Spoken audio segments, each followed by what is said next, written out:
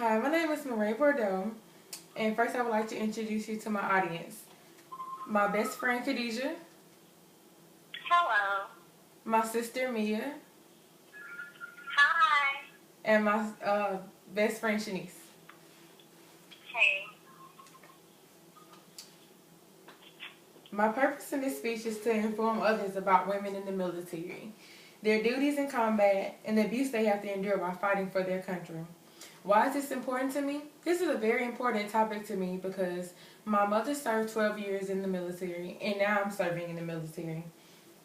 And I feel like the role of women should be, others should be informed by the role of women in the military and what they have been through and what they want to do as far as their future. Women first joined the military in 1775, according to Brandon Todd. Women played a major role then, and they still do, but are not recognized for their accomplishments or treated as equal to their male counterparts. It's not fair. Should they be the only ones able to fight in combat, and should we have to endure the abuse that we have to and not be equal? I say no. Some branches are trying to make things right, like the Marines, by their PT test, their physical fitness test. They're trying to make it so that women and men both have to score the same on the PT test. From my experience, scoring the same on the physical fitness test as a male is stressful and it's hard. But if we want to be treated equal as far as the males, then I guess it's something that we would have to do. The next point I would like to make is that even though people do not believe in women in combat, women are in combat.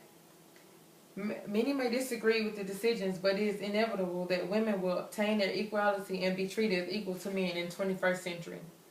15% of women are active duty. 15% of active duty military are women. 2 million women are vets. And the harshness of war are no longer limited to just men. They are women too. Just because women did not serve in the front line does not mean that women are not in combat. Combat nurses, hence the word combat. They take care of the soldiers that have been hurt or injured in war. And some of them even disguised as men soldiers during wartime. Women are not being able to fight in combat inhibits opportunities for promotion and advancements because sometimes the sergeants or higher ranking people will look at what a male soldier has done because they have been in combat versus a woman who hasn't been in combat. They'll give the male a rank higher because they feel like he deserved it, which is not fair because technically we're not allowed to serve in combat. So now that you have had a little more insight of women in the military, I will be discussing harassment and abuse that women have to endure in the military while serving.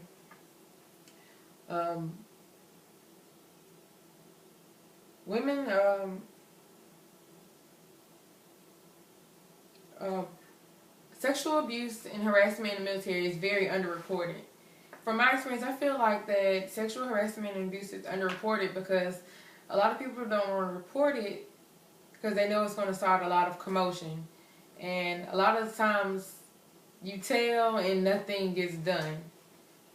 But now they're trying to make it so that when someone does tell, you can tell secretly or you could tell so there is an investigation done. But if you tell secretly, you just get help.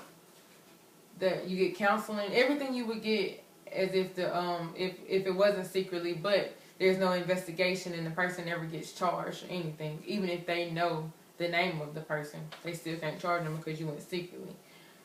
But a lot of people are going underreported because a lot of things is not happening. Nothing's happening to the person that's doing the abuse.